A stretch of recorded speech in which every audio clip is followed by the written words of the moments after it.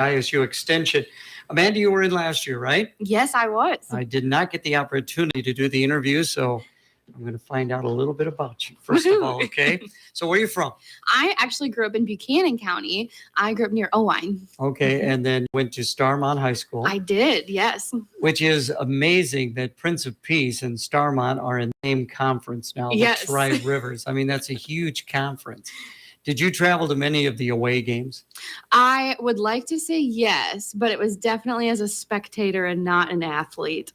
So now, did you go into Strawberry Point at all? Yes. And saw the huge strawberry? Of course. Okay, right there. Did you ever get your taken with that? Or? I don't think I ever have gotten my picture taken with the giant strawberry, but definitely enjoyed Backbone State Park and all the things around the area. Okay. So how did you get your start with ISU?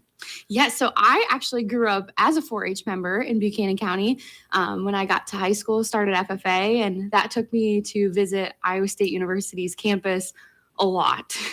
And I just really loved the program and ended up studying agricultural communications at Iowa State and tried an internship with Extension and just really fell in love with it. So I'm grateful that a past mentor recommended me to come here to DeWitt to apply at the Extension office, and I've been here since 2019.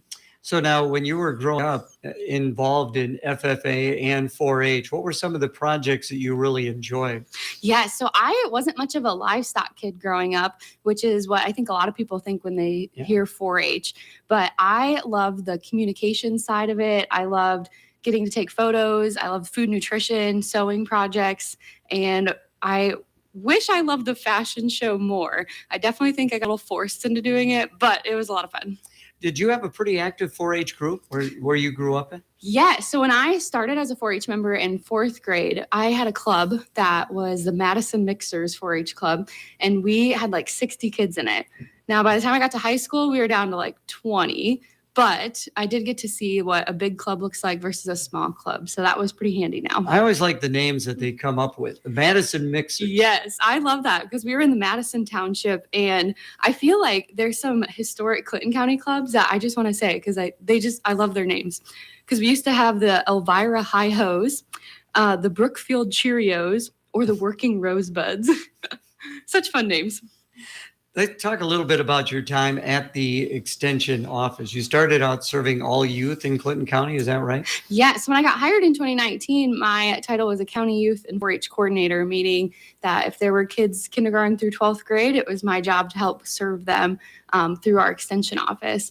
And then last fall, we restructured a little bit, and I was focusing more on schools, in-school programs, after-school programs.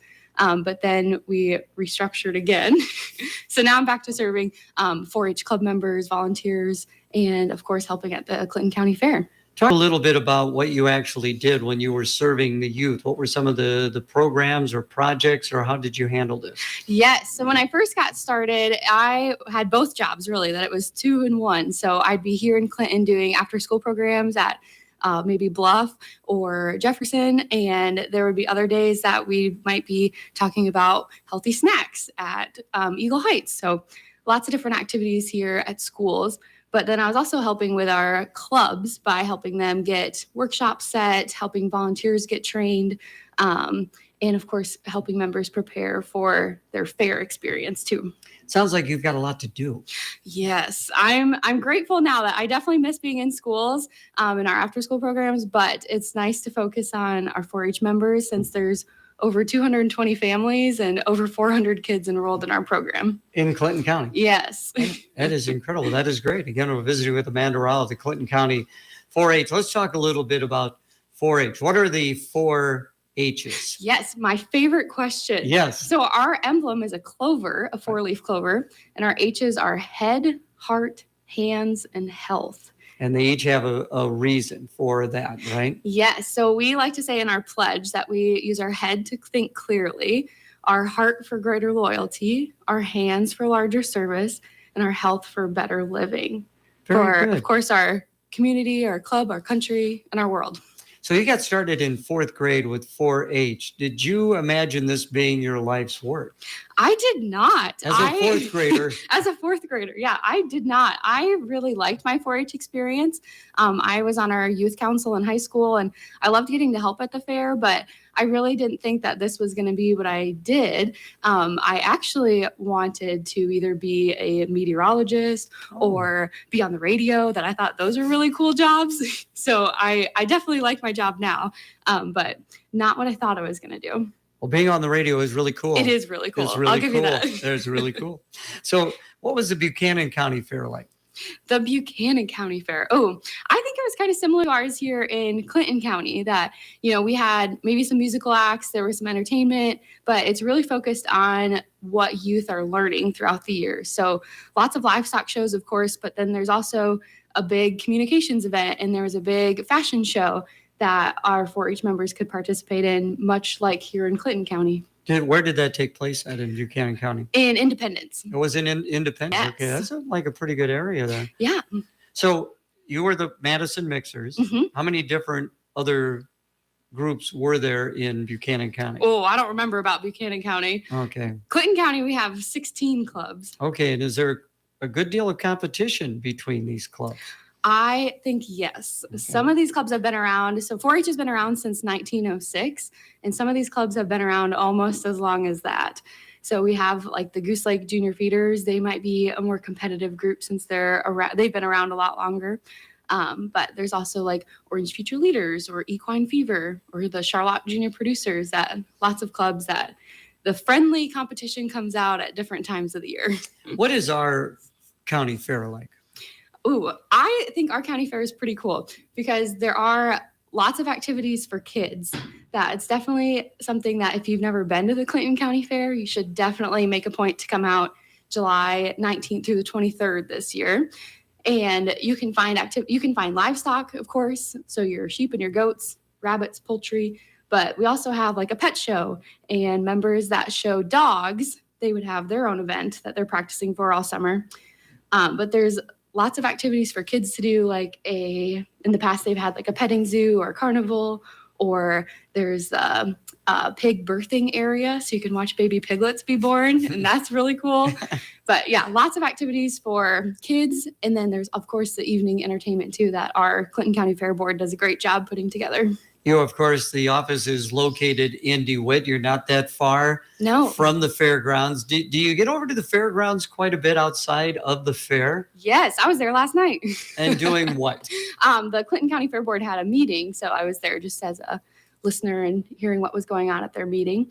But we are pretty grateful that the Fair Board lets us use their grounds for lots of different activities throughout the year. So actually on Monday, our fruit sales will be coming and being delivered. So that's one activity. But like I said, dog workshops, there's other livestock events throughout the year. We do different judging contests throughout the year there. So great resource for sure. It's a nice fairgrounds, and they've got some is. Great buildings that are pretty well established. Mm-hmm. So let's talk a little bit about the Clinton County 4-H program. It started back in 1906. Yes, over 100 years ago. Can you believe that? That's great. So we started back in 1906 when Extension was actually founded, and Iowa State University Extension and Outreach supports 4-H programs, like many land grants do across the country. And 4-H is actually a global program, which is really cool. So when you join 4-H, you're not only a club member, county member, or an Iowa 4-H member, you're really part of a global organization. Are we talking more like Europe, or where are these? Oh, there's a 4-H club in Ghana, which I think is cool. Yeah. So we have a different newsletter that comes out every month of featuring a different country that has 4-H, but that's one I can remember. Yeah, I never would have guessed Ghana. Mm-hmm. So as you were telling me, the enrollment is incredible here in Clinton County. Yes, we have over 145 Clover kids, which are our kindergarten through third grade members. Okay. And then there's over 275 4-H members, our fourth through 12th grade members. And of course, we need lots and lots of volunteers to help make our program successful. And we're definitely over 60 right now, counting our club leaders, fair helpers, or superintendents, committee members. Yes. I would imagine a lot of those adult volunteers grew up in 4-H? You might be surprised that some of our volunteers now haven't grown up in 4-H, that we're having first generation 4-H families.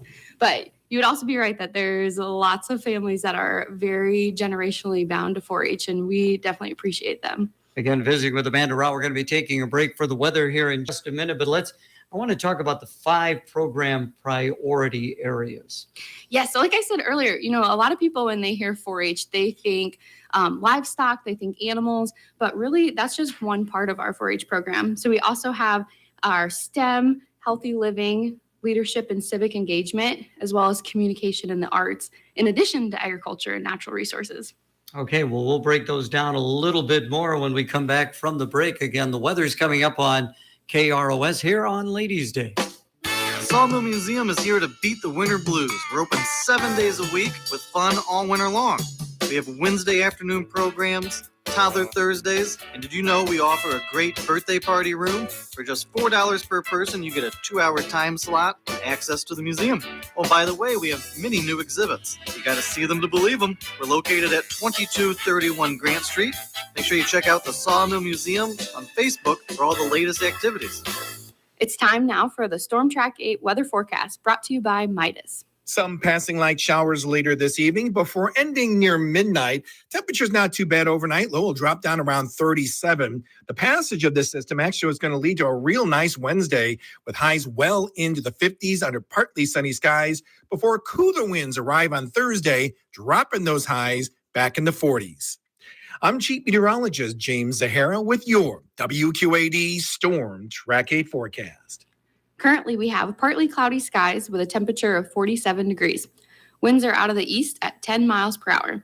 This weather report on KROS has been brought to you by Midas. When you hear trust the Midas touch, you can count on the Clinton Midas to follow through on that promise. At the Clinton Midas, they provide outstanding service on your vehicle and also provide products to keep your car, truck, or SUV running its best. See them for interstate batteries. They provide a great variety of tires, wipers for improved visibility, and trained service technicians for repairs and maintenance. And of course, brakes. Trust the Midas touch. The Clinton Midas, 1432 Lincoln Way. Well, we are coming down the home stretch, and we're visiting with Amanda Rau of Clinton County 4-H. Great to have her here because she thinks radio is cool.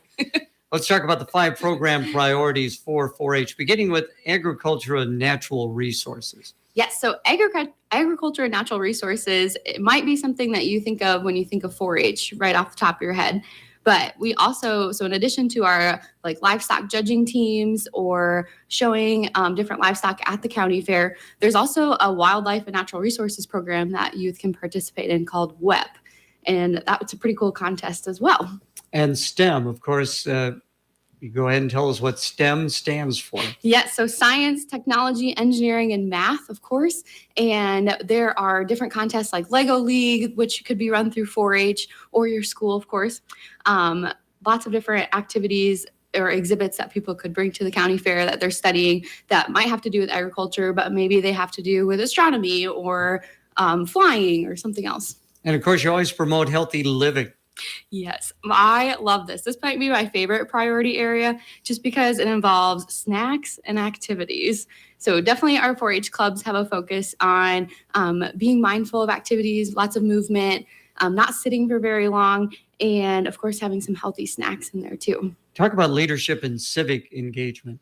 So leadership is actually one of the priority areas that 4-H members are grateful for, maybe not in their time in 4-H, but after they're done with our program. So when they're looking back on their 4-H experience, they've learned parliamentary procedure at 4-H club meetings, or they've learned how to be a secretary or a treasurer or a club president, which are all great skills. And of course, communication in the arts. Yes, I think my skills in communications definitely come from my 4-H experience. And I'm very grateful for doing educational presentations at maybe a club meeting, or maybe it was at an event leading up to the county or the state fair. So you have no problem speaking in front of groups? I like to think not, but now I'm jinxing myself. We got some events coming up. Yes, my favorite event of the year perhaps is our 4-H Foundation basketball tournament and cake auction, and that's coming up on March 18th. It's at the Central DeWitt High School, and of course our basketball tournament's only for 4-H members. Last year over 100 kids played, which is awesome.